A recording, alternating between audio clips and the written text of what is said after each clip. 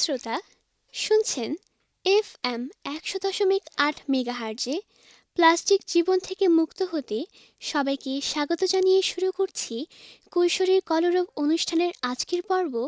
Plastic দূষণ রোধে কিশোর কিশোরীদের করণীয়।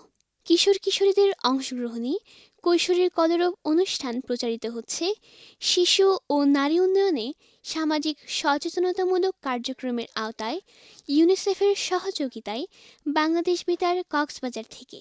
এই অনুষ্ঠান রেডিও সেটে এবং মোবাইল ফোনে শুনতে টিউন করুন FM ১০০.৮ মেগাহার্জে। গ্রন্থনা ও উপস্থাপনায় আছি আমি সামিয়া জান্নাত আরিবা।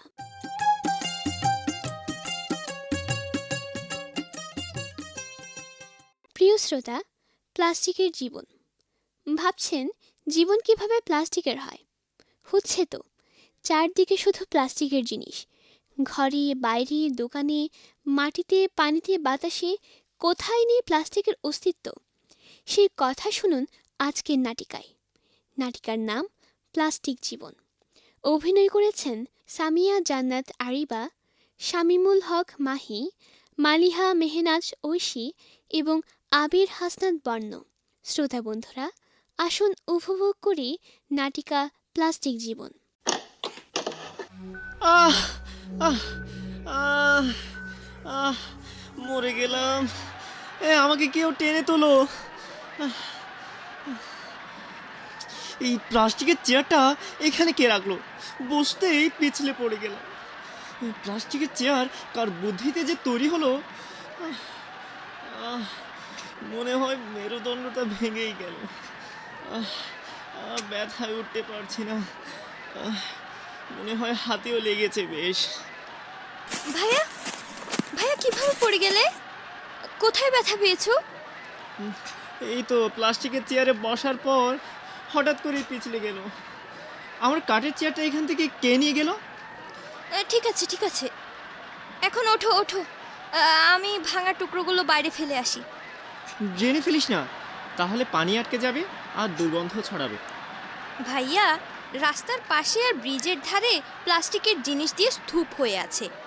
আমি ফেললে নতুন করে আর কি সমস্যা হবে? এমনিতেই ভরে গেছে, আরও ফেললে আমরা এই পথ দিয়ে যাতায়াত করব কি করে? তখন তো রাস্তায় আর জায়গা থাকবে না। বৃষ্টি হলে ভেসে গিয়ে পড়বে নদীর পানিতে, আর না হয় সমুদ্রে। মাটিতেও মিশবে না এগুলো। প্লাস্টিক দূষণের কারণে মাটির উর্বরতা কমে যায়, কৃষিজমি নষ্ট হচ্ছে। প্লাস্টিকের জন্য মাটিতে সূর্যের আলো প্রবেশ করতে বাধা পায়। এগুলো মাটিতেও পানিতে গেলে তো অনেক ক্ষতি হবে। মাছ মারা যাবে, পাখি মারা যাবে, গাছপালা বেঁচে থাকবে না। আহা, মাছ তো মারা যায়, পানি নষ্ট হয়ে যায়। এখন চলো, স্কুলে যাওয়ার জন্য তৈরি হও। হাঁটতে ব্যথা হচ্ছে না তো?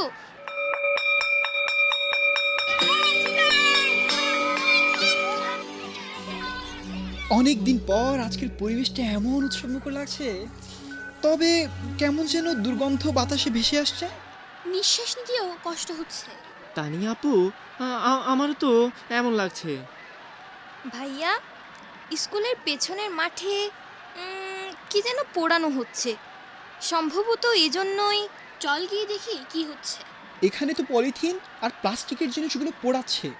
প্লাস্টিক পোড়ানো তো বাতাস দূষিত হয়, বিভিন্ন বিষাক্ত পদার্থ মিশে বায়ু দূষণ ঘটে এবং পরবর্তীতে শ্বাস প্রশ্বাসজনিত রোগ ব্যাধির মাত্রা বেড়ে যেতে পারে। স্কুলে তো প্লাস্টিকের জিনিস এলো কোথা থেকে? এখানে বেশিক্ষণ থাকা ঠিক হবে না, এমনিতেই আমার শ্বাসকষ্ট হচ্ছে। ভুলে গেলে সবাই, কিছুদিন আগে স্কুলে যে অনুষ্ঠান হয়েছিল সেখানে অনেক প্লাস্টিকের বোতল, গ্লাস, বক্স, চামচ ও প্লেট এনেছিল, আর প্রত্যেকটি প্যাকেট খাবার নিয়ে এসেছিল পলিথিনে মুড়িয়ে। শুনেছি গরম খাবার পলিথিনে রাখলে ক্যান্সার ও চর্মরোগের সংক্রমণ হতে পারে। অনেকে ওভেনে প্লাস্টিকের কন্টেনারে খাবার গরম করে। এতে নাকি রাসায়নিক বিক্রিয়ার মাধ্যমে খাবারে ক্যাডমিয়াম, ক্রোমিয়াম, আর্সেনিক ও সীসা মিশে যায়, ফলে ক্যান্সার সহ মারাত্মক রোগ হতে পারে। পলিথিনে অনেক সময় ব্যাকটেরিয়া থাকে, যার থেকে ত্বকে বিভিন্ন রোগের জন্ম দেয়, এমনকি ডায়রিয়া ও আমাশয় হতে পারে। চলো চলো, সবাই ক্লাসে যাই।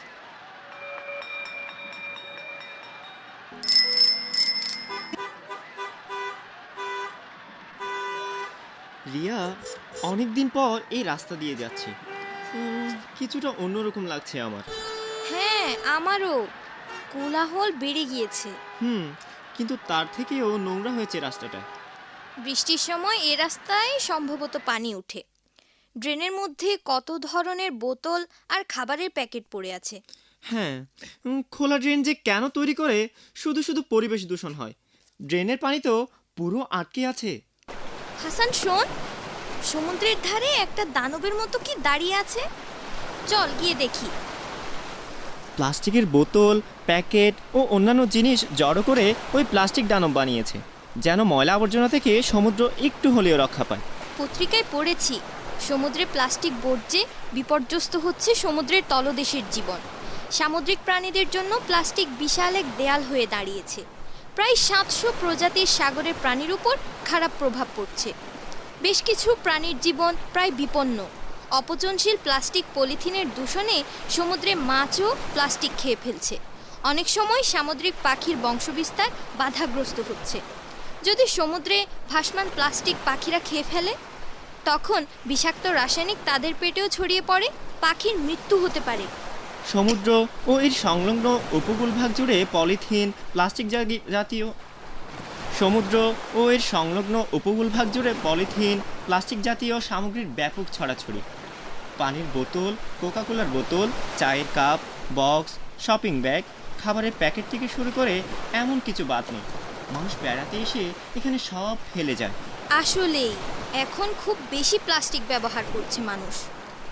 আচ্ছা, যাওয়ার সময় না এখানে কোলাহল ছিল অনেক, এখন এমন নির্জন কেন? তাই তো। আর দেখ, প্লাস্টিকের স্তূপগুলো আরো বড় হয়েছে। মনে হচ্ছে নতুন করে আরও এনেছে। আমি একটা কথা বুঝছি না যে এখানে এরকম নদী বা খালের ধারে প্লাস্টিক রাখলে তো নদীর মাছগুলোও তো মরে যাবে। হ্যাঁ, অনেক চিন্তার বিষয়। মাছ না থাকলে মানুষের খাবারের আরও সমস্যা বাড়বে। এখানে আশেপাশে গাছপালাও খুব একটা হচ্ছে না। এখানকার মাটিতে যে পরিমাণ প্লাস্টিক পড়ে আছে, গাছপালা কিভাবে হবে?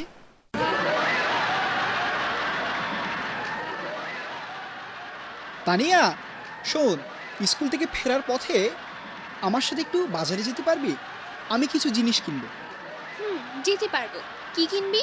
প্লাস্টিকের প্লেট, চামচ, কাপ কিনবো। সাথে পড়ার টেবিল ও চেয়ার কিনবো। প্লাস্টিকের জিনিস কেন? এগুলো তো একবার ব্যবহার করার পর আর ব্যবহার করা যায় না। বাসায় অনুষ্ঠানে অনেক মানুষ আসবে, এত থালাবাটি আমাদের নেই, আর পরিষ্কার করাও অনেক কষ্ট। প্লাস্টিকের থালাবাটি না কিনে কিছু কলা পাতা নিয়ে যা। এখনো অনেক অনুষ্ঠানে পাতায় খাবার দেয়। প্লাস্টিকের জিনিসের বিকল্প হতে পারে, যা মাটিতে ফেললেও মিশে যাবে। ভালো কথা মনে করেছিস। তবে কলাপাতা নিয়ে বাড়ি যাব, মা কি বলবে? অতিথি যারা আসবে তারা রাগ করতে পারে। পাতায় যদি তারা খেতে না চায়? প্লাস্টিকের দূষণ নিয়ে যেভাবে সচেতন করা হচ্ছে, সবাই অভ্যস্ত হয়ে যাবে। শুরুতে না হয় প্লাস্টিকের দূষণ নিয়ে ছোট গল্প বলে দেবে, কিভাবে কলাপাতার জায়গা দখল করে নিয়েছে একবার ব্যবহার করা প্লাস্টিক। এখন কিভাবে আবার আগের মতো পাতার প্লেট ফিরিয়ে আনা যায়। তবে কি প্লাস্টিকের টেবিল ও চেয়ারও কিনবো না? না, কাঠ দিয়ে না হয় মেলামাইন বোর্ড দিয়ে বানিয়ে নেয়, অনেক দিন যাবে, পরিবেশের ক্ষতিও হবে না। তানিয়া, চল আমাদের বাসায়। মাকে কলাপাতার খাবার দেওয়ার বিষয়টি বুঝিয়ে বলতে হবে। হ্যাঁ ঠিক আছে, চল। তোদের বাসায় আর কি কি প্লাস্টিকের জিনিস ব্যবহার হয়? অনেক কিছু আছে প্লাস্টিকের জিনিস। প্লাস্টিকের কোটায় খাবার রাখে, টেবিল, চেয়ার, আলমারি আছে। ফুলের টবও প্লাস্টিকের। আর শ্যাম্পুর বোতল ও মিনি প্যাক, কন্ডিশনারের প্যাকেট, টুথপেস্ট টিউব, প্লাস্টিকের টুথব্রাশ, টি ব্যাগ, কাপ, চামচ, সবই তো প্লাস্টিকের বর্জ্য। বাইরের রেস্টুরেন্ট থেকে যদি প্লাস্টিকের বক্সে খাবার দেয়, তখন কি করিস? সেগুলো মা যত্ন করে ধুয়ে মুছে ফ্রিজে খাবার রাখে। কালকে থেকে আমি নিজের উদ্যোগে একটা গবেষণা করব। কক্সবাজারের বাড়িতে, দোকানে, রেস্টুরেন্ট, আবাসিক হোটেল, বিমান এবং সুপার শপ এবং সমুদ্রের পাড়ে কারা কোন ধরনের প্লাস্টিকের জিনিস ব্যবহার করছেন, কী কারণে করছেন। অনেক আগে এমন একটা গবেষণা হয়েছিল, একটা কপি আছে আমার, পড়ে দেখ। গবেষণার প্রতিবেদন লিখেছে, বাড়িতে একবার ব্যবহার করে ফেলে এবং জমিয়ে রাখে এমন ধরনের প্লাস্টিকের জিনিস আনা হয়, যেমন প্লাস্টিকের প্লেট, গ্লাস, চামচ, চায়ের কাপ, এছাড়া টুথব্রাশ, খাবারের কৌটা, টেবিল, চেয়ার, রান্নাঘরের তাক, ফুলের টব, আলমারি সহ অনেক জিনিস আছে। রেস্টুরেন্ট, আবাসিক হোটেল থেকে যে ধরনের প্লাস্টিক বর্জ্য আসে তার মধ্যে শ্যাম্পুর বোতল বা mini pack, conditioner packet, toothpaste tube, plastic toothbrush, tea bag, cup, পানির বোতল, কোমল পানীয় এবং জুসের বোতল, বিভিন্ন খাবারের প্যাকেট, পলিথিনের ব্যাগও আছে। বিমান এবং সুপার শপ থেকে আসে চামচ, স্ট্র, প্লেট, কাপ, গ্লাস এবং আরও নানা ধরনের প্লাস্টিকের মোড়কজাত খাবার। ভ্রাম্যমাণ দোকানে বা ঘুরে ঘুরে যারা চা ও কফি বিক্রি করেন তারা প্লাস্টিকের কাপ ব্যবহার করছেন। এখন আমাদের কাজ হলো এই ধরনের ক্ষতিকর প্লাস্টিকের জিনিস কেন ব্যবহার করছে তা জানা। মাটির ও কাগজের জিনিস আছে তা ব্যবহার না করে কেন প্লাস্টিক এত জনপ্রিয় সে রহস্য বের করতে হবে।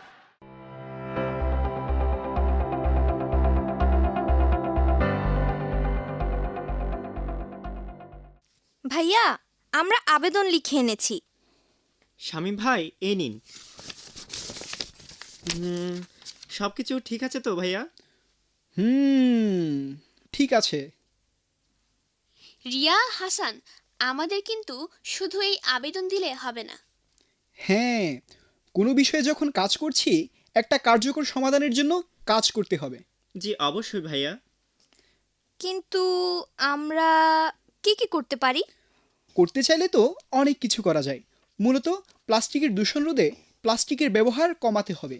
তো এটার জন্য তো প্রথমে গবেষণা করছি, পরে সকল জায়গা থেকে প্লাস্টিক সংগ্রহ করার একটা নেটওয়ার্ক তৈরি করব, সকল স্কুলের শিক্ষার্থী ও পথ শিশুদের নিয়ে।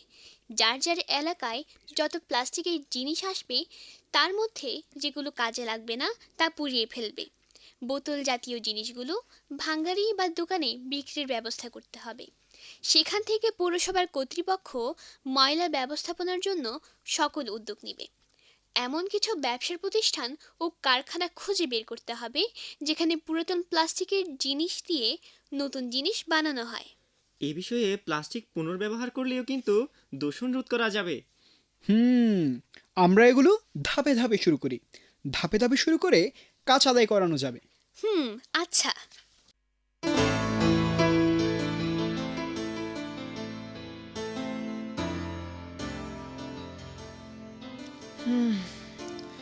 অবশেষে তাহলে প্লাস্টিকের স্তূপগুলো সরল।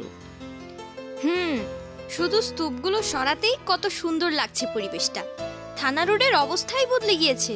আমাদের কাজগুলো খুব জোরালোভাবে হয়েছে। ভাইয়া, আসলে সচেতনতা বৃদ্ধিতে কাজ, প্লাস্টিক সংগ্রহ করে ধ্বংস করা, প্লাস্টিকের বিকল্প হিসেবে অনেক কিছুকে উপস্থাপন, সর্বোপরি সব কিছুই যথাযথভাবে হয়েছে। আসলেই আমরা অনেক কিছু করেছি।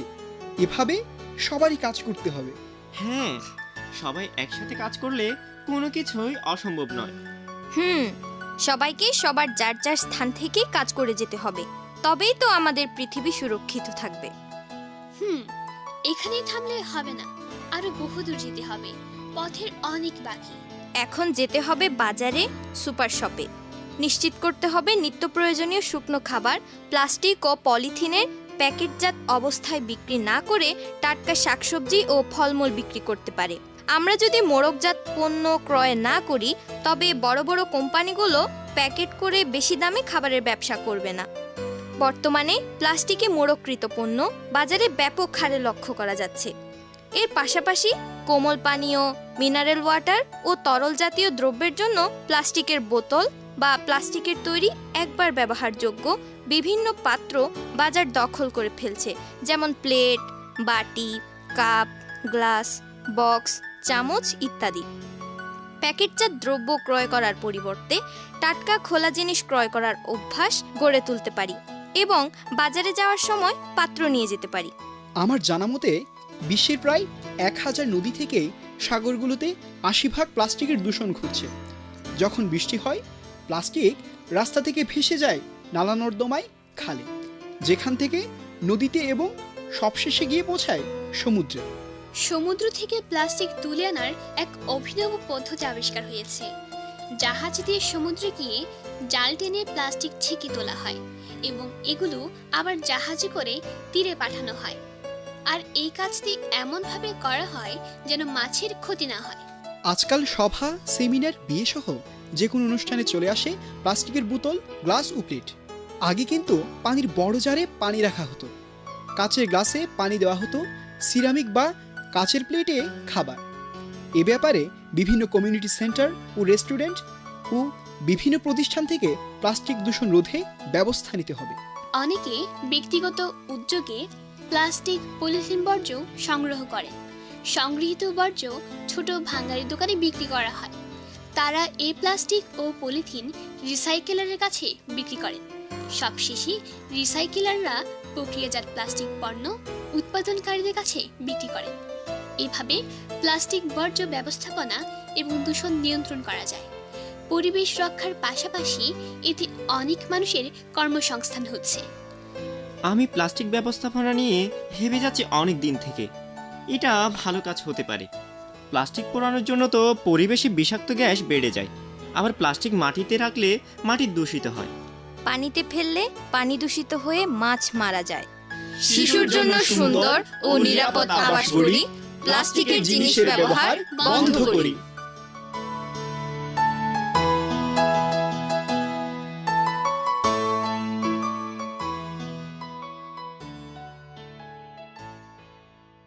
প্রিয় শ্রোতা, কৈশোরের কলরব অনুষ্ঠান শুনছেন FM 100.8 মেগাহার্জে। প্লাস্টিকের দূষণ রোধ করে কিভাবে এক ঝাঁক কিশোর কিশোরীর সবুজ পৃথিবী গড়ে তোলার কাজ করবে, সেই স্বপ্ন নিয়ে এখনকার পরিবেশনায় রয়েছে একটি মনোমুগ্ধকর গান।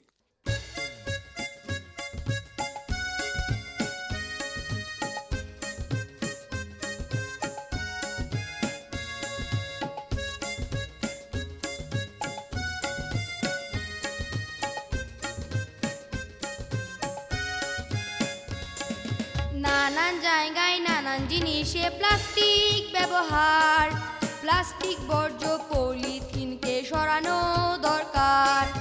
নানান জায়গায় নানান জিনিসে প্লাস্টিক ব্যবহার, প্লাস্টিক বর্জ্য পলিথিনকে সরানো দরকার।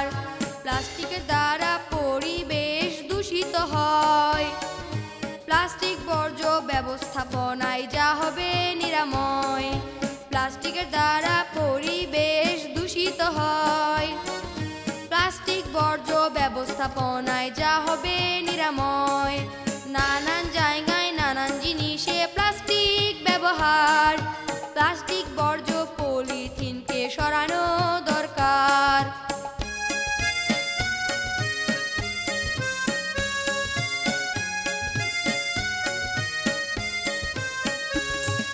দৈনন্দিন কাজে ব্যবহার করি প্লাস্টিক, ফেলে দেওয়া প্লাস্টিকের পুনর্ব্যবহার সঠিক। দৈনন্দিন কাজে ব্যবহার করি প্লাস্টিক, ফেলে দেওয়া প্লাস্টিকের পুনর্ব্যবহার সঠিক। প্লাস্টিকে নানা জিনিস তৈরি হয়, অতিরিক্ত হয়ে গেলে রিসাইকেল করতে হয়। প্লাস্টিকে নানান জিনিস তৈরি হয়, অতিরিক্ত হয়ে গেলে রিসাইকেল করতে হয়। নানান জায়গায় নানান জিনিসে প্লাস্টিক ব্যবহার, প্লাস্টিক বর্জ্য পলিথিনকে সরানো দরকার।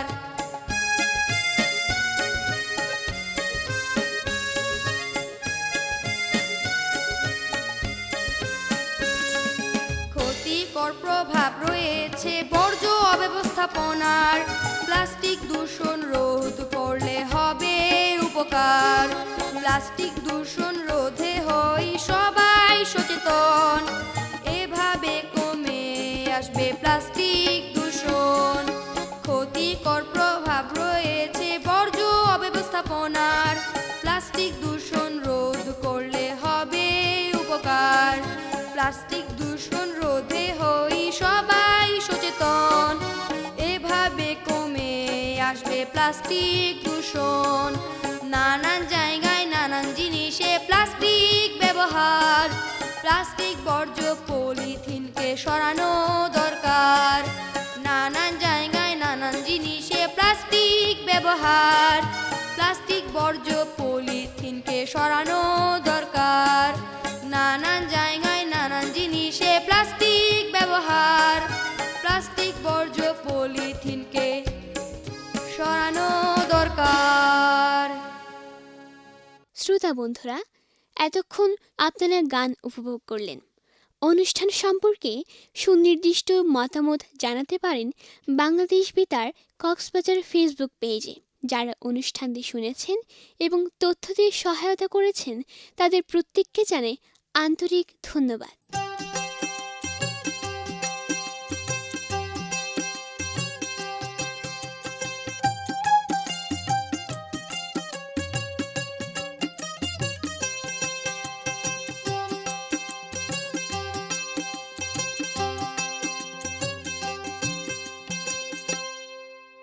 প্রিয় শ্রোতা, আজকের মতো এখানেই বিদায় নিচ্ছি।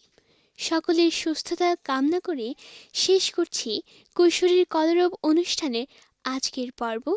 প্লাস্টিক দূষণ রোধে কিশোর কিশোরীদের করণীয় প্রচারিত হচ্ছে ইউনিসেফের সহযোগিতায় বাংলাদেশ বেতার কক্সবাজার থেকে FM 100.8 মেগাহার্জে। পরবর্তী পর্ব নতুন কোনো বিষয়ে শোনার আমন্ত্রণ রইল। আমাদের কক্সবাজার হোক প্লাস্টিক দূষণমুক্ত।